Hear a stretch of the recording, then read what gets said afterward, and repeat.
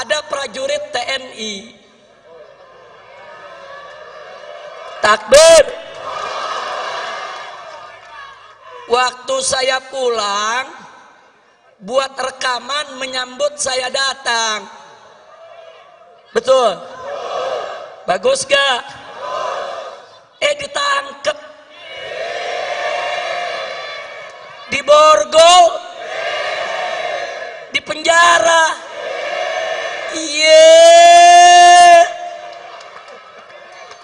Ada lonte hina Habib.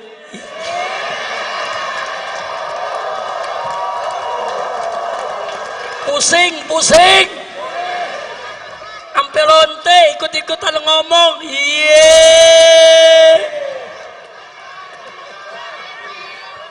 Saudara, lanjut jangan. Ya lu jangan berisik dong. Saya nggak marah, cuman ada umat yang marah, ngancam mengepung lonte.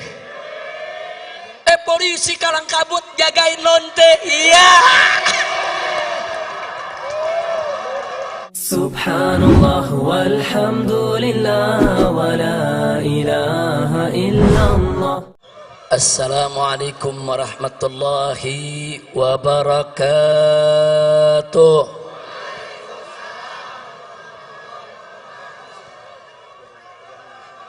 Bismillah walhamdulillah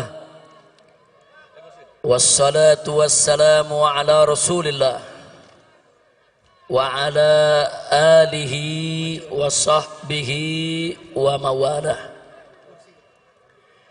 Ashhadu an la ilaha illallah wahdahu la syarika lah wa ashhadu anna sayyidana Muhammadan abduhu wa rasuluh la nabiyya ba'dah. Siyadatul habaib asy-syurafa wa sa'adatul ulama'il fudala wa jami'il hadirin al-hibba'il a'izza rahimakumullah. Fi hadhihi al-munasabati as-sa'idah وبهذا الاجتماع المبارك لا أنسى أن أوصيكم جميعا ونفسي بتقوى الله وبطاعة رسول الله صلى الله عليه وآله وصحبه وسلم. فنسأل الله سبحانه وتعالى أن يهدينا إلى صراطه المستقيم ويجعلنا من المتقين ويدخلنا جنته جنة النعيم بحق سيد المرسلين والحمد لله رب العالمين. تقبل الله منا ومنكم فتقبل يا كريم. Kepada para habaib, para alim ulama, para kiai, kepada segenap kaum muslimin dan muslimat rahimakumullah, saya menyampaikan berjuta terima kasih dan penghargaan yang tinggi kepada semuanya atas kehadirannya pada acara peringatan Maulid Nabi besar Muhammad sallallahu alaihi wasallam. Semoga tidaklah Anda pulang dari tempat ini nanti kecuali dosa kita semua diampuni oleh Allah Subhanahu wa taala. Kesalahan kita dimaafkan. Kemudian urusan kita semua dimudahkan dan kita semua dijadikan sebagai orang-orang yang salihin. Amin ya rabbal alamin. Ahibail kiram, Nabi yang kita peringati maulidnya pada malam hari ini adalah seorang manusia yang memiliki akhlak yang sangat agung. Keagungan akhlak beliau dipersaksikan langsung oleh Allah Subhanahu wa taala melalui firman-Nya. Wallahu Subhanahu wa taala qala fi akhlaqi nabiyhi sayyidina Muhammadin sallallahu alaihi wasallam wa innaka la'ala khuluqin azim. Sesungguhnya engkau wahai Rasul, sesungguhnya engkau wahai Nabi, la'ala, betul-betul, sungguh-sungguh berada di atas khuluqin azim, akhlak yang agung. Artinya Nabi alaihi salatu wassalam memiliki akhlak yang sempurna, akhlak yang sangat mulia, akhlak yang teramat agung. Itulah Nabi kita Sayyiduna Muhammad sallallahu alaihi wasallam. Untuk menggambarkan keagungan akhlak Nabi, saudara, kita tidak akan pernah mampu untuk memaparkannya secara tuntas. 1 jam ceramah tidak akan pernah cukup. 1 tahun pun kita jelaskan tidak akan pernah habis. Seumur hidup kita sekalipun tidak akan pernah ada kesudahannya untuk menggambarkan kesempurnaan keagungan akhlak Nabi Muhammad sallallahu alaihi wasallam. Kenapa? Saking sempurnanya, saking agungnya. Namun sungguh pun begitu, ada satu ungkapan yang teramat indah di dalam menggambarkan keagungan akhlak Nabi. Kalimat tersebut diucapkan oleh istri Nabi tercinta Sayyidatuna Aisyah radhiyallahu taala anha. Tatkala beliau ditanya oleh seorang tabi'in, "Ya ummal mukminin, wahai ibu orang yang beriman, kaifa kana khuluqun Nabi sallallahu alaihi wasallam?" Bagaimana sih sebetulnya akhlak Nabi? Ini pertanyaannya, saudara. Lalu apa dijawab oleh Sayyidatuna Aisyah As-Siddiqah binti Siddiq radhiyallahu taala anhuma? Beliau menjawab dengan kalimat yang singkat, padat, ringkas, jelas, menunjukkan kecerdasannya di dalam memilih kata, saudara. Di mana beliau katakan, kana khuluquhul Qur'an. Akhlak Nabi adalah Al-Quran. Itu aja jawaban Siti Aisyah. Siti Aisyah nggak bicara panjang lebar, saudara. Siti Aisyah nggak repot-repot mengungkapkan dengan aneka ragam untayan kalimat. Beliau cukup mengatakan pada saat ditanya, bagaimana sebetulnya akhlak Nabi? Beliau menjawab, akhlak Nabi adalah Al-Quran. Artinya, saudara, kalau kita ingin bicara akhlak Nabi, kemana Al-Quran menuntun, kesanalah Nabi kita berjalan, saudara. Bagaimana Al-Quran itu mengatur, itulah yang dilakukan oleh Nabi, saudara. Dan bagaimana Al-Quran itu menentukan jalan hidup, begitulah jalan hidup Nabi kita Sayyiduna Muhammad sallallahu alaihi wasallam. Al-Quranul Karim mewajibkan aneka ragam kewajiban. Demi Allah, tak satu pun kewajiban pernah ditinggalkan oleh Nabi alaihi salatu wassalam. Al-Quranul Karim mengharamkan aneka ragam di Muhammad sallallahu alaihi wasallam. Oleh karenanya, saudara, bicara tentang revolusi akhlak berarti bicara suatu revolusi yang mengikuti jalan hidup Nabi Muhammad sallallahu alaihi wasallam. Bicara tentang revolusi akhlak berarti bicara tentang satu revolusi yang berdiri tegak di atas Al-Quran dan sunnah Nabi kita Sayyiduna Muhammad sallallahu alaihi wa alihi wa sahbihi wasallam. Nah, kenapa pada kesempatan ini kita mengingatkan tentang revolusi akhlak, saudara? Sebab Nabi kita tidaklah diutus kecuali untuk menyempurnakan akhlak. Nabi yang bersabda dalam satu hadisnya, au kama qala Nabi sallallahu alaihi wasallam, Innama bu'ithu liutammima makarimal akhlak. Innama dalam bahasa Arab adatun min adawatil hasr, yaitu suatu kata yang biasa digunakan untuk pembatasan, saudara.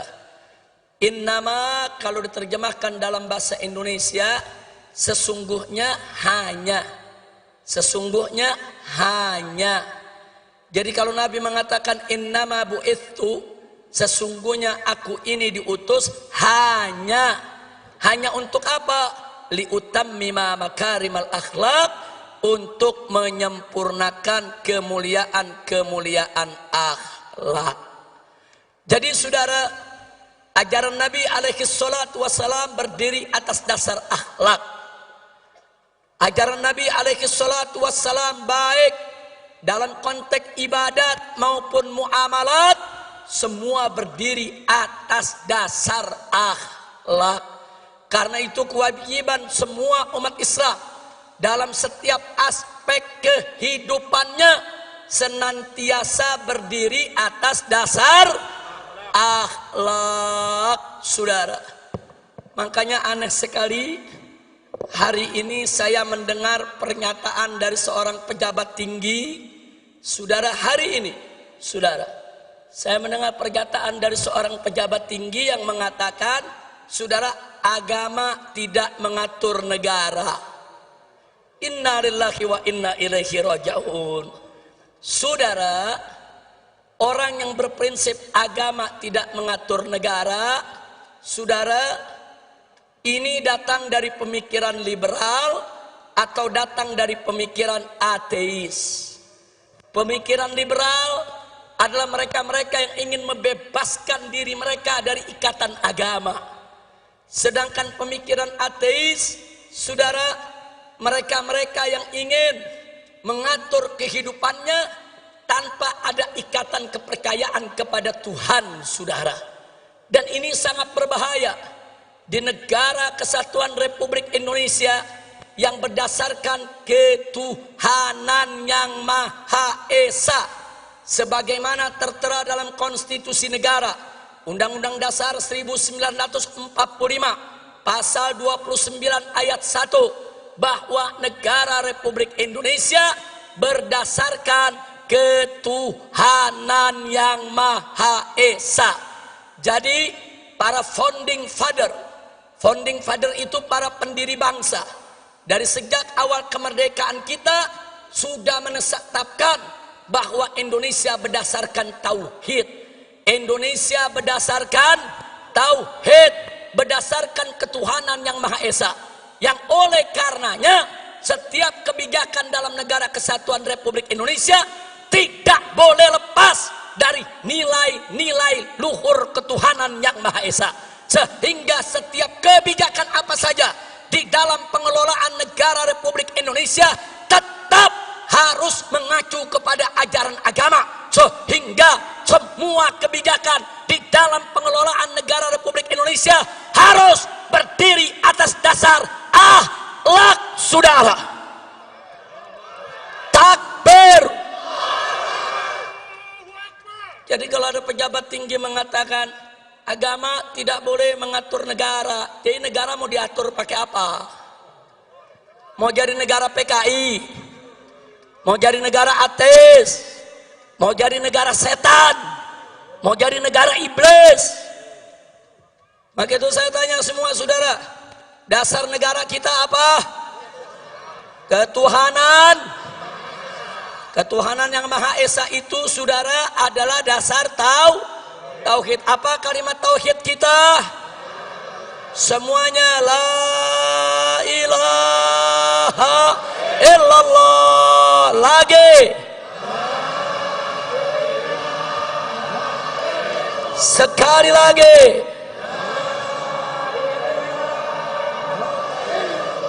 Takbir. Nah, jadi kita mau ingatkan dari mulai presiden dan para menterinya sampai pejabat yang di bawah, ingat, Indonesia adalah negara tauhid. Sekali lagi kita ingatkan kepada mereka, Indonesia adalah negara tauhid, negara berdasarkan ketuhanan yang Maha Esa, sesuai apa yang tertera dalam Undang-Undang Dasar 18 Agustus 1945 pasal 29 ayat 1 yang berbunyi negara Republik Indonesia berdasarkan ketuhanan yang Maha Esa. Jadi kalau kalian ingin menyingkirkan ajaran agama, ingin menyingkirkan aturan agama, ingin menyingkirkan ajaran Islam dari pengelolaan negara, berarti kalian ingin mengangkangi konstitusi, ingin menghancurkan negara ini dan ingin menghancurkan dasar negara. Betul? Maka itu saya mau tanya, siap jaga ketuhanan yang Maha Esa? Siap jaga negara Republik Indonesia? Takbir. Jadi saya ingatkan kepada semua ya ikhwan, saya nggak peduli siapapun orangnya saudara, mau presiden, mau menteri, mau para jenderal TNI dan Polri, hati-hati kalian.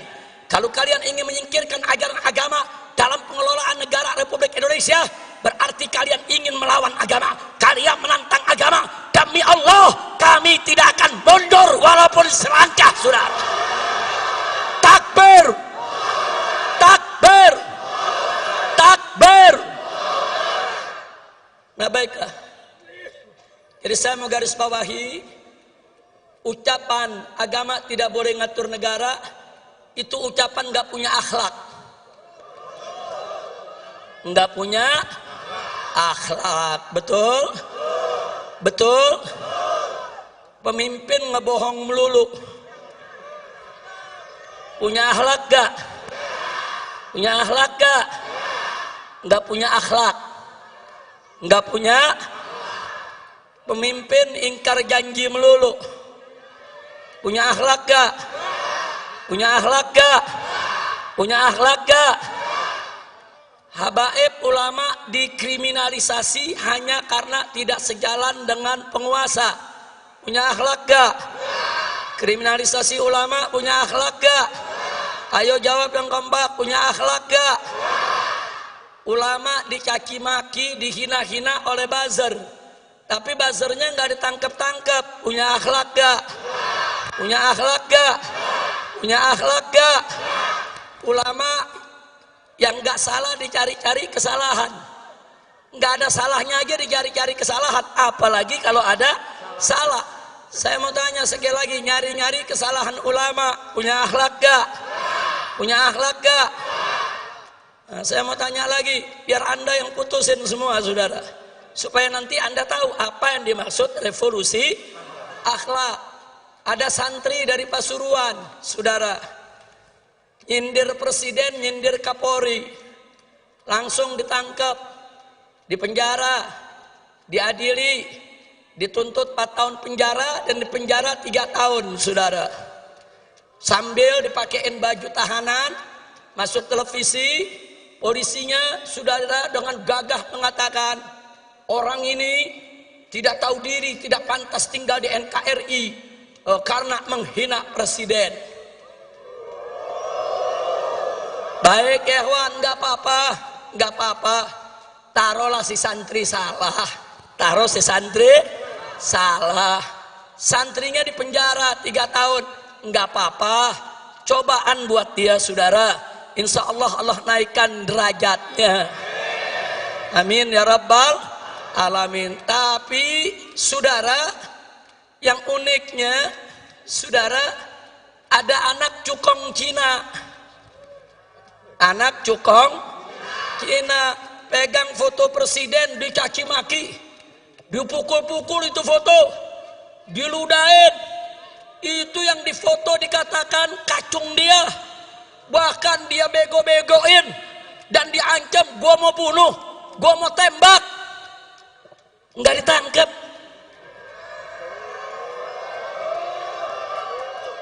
Saya tanya, punya akhlak gak?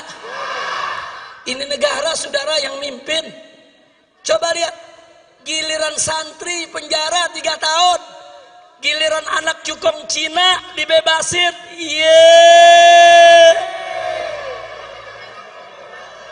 Saya jadi ingat sama lagi nih. Saya tanya, kacau gak? Kacau gak? Santri nyindir presiden penjara 3 tahun, anak cukong Cina hina presiden, ngancem bunuh presiden, dibebasin.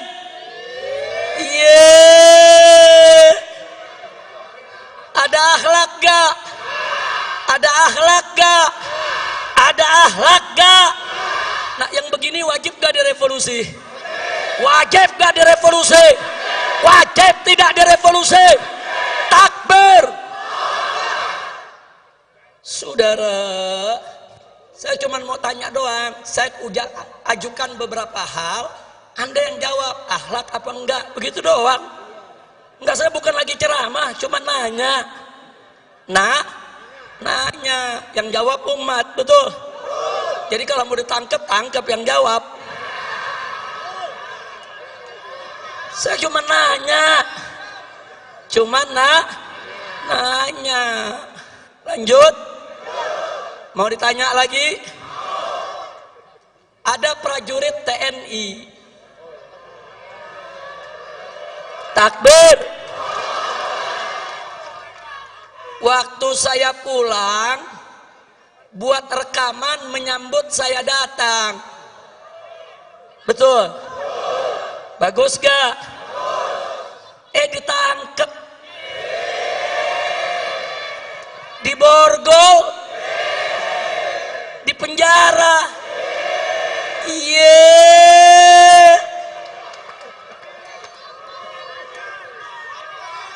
Baik, katanya melanggar disiplin militer. Katanya tidak sesuai Sabta Marga. Unyil. Saya kenapa di sini jadi inget unyil lagi ya? Udah lama lupa, Beb. Udah 3,5 tahun nggak ceramah. Ingat unyil, ingat Lanjut. Perhatikan baik-baik. Seorang prajurit TNI menyambut kepulangan seorang Habib, diborgol, ditangkap, dipenjara. Yang menarik, cukong Cina lagi. Cukong Cina, saudara, digotong-gotong, dibopong-bopong sama prajurit-prajurit Brimob. Digotong-gotong. Ini Cina pakai nama Datuk Tahir.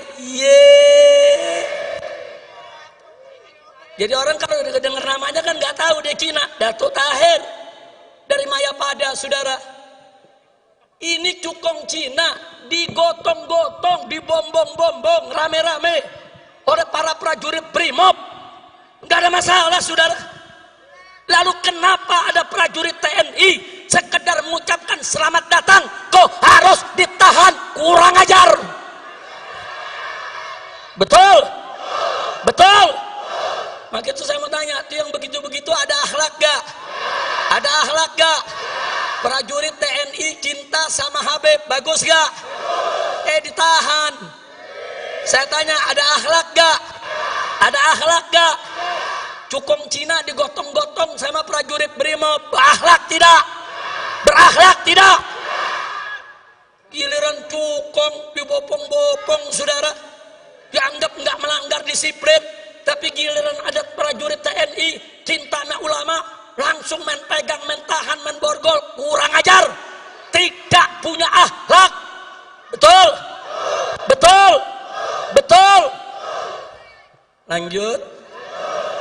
Lanjut. Ada lonte hina Habib.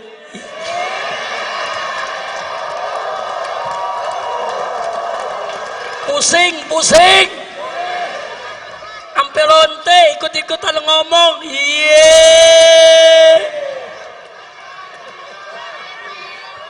Saudara, lanjut jangan. Ya lu jangan berisik dong. Saya nggak marah, cuman ada umat yang marah, ngancam mengepung lonte. polisi kalang kabut jagain lonte. Iya.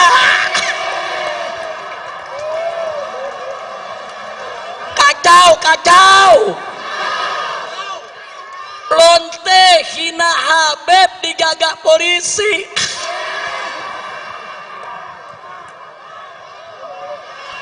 Kacau tidak? Musinya lonte yang hina Habib, hina ulama, tangkap, bukan dijagain. Polisi jawab, tapi ada ancaman Habib, maka jelu tangkap. Betul? Ditangkap enggak? Dijagain. Jangan-jangan minta jatah kali.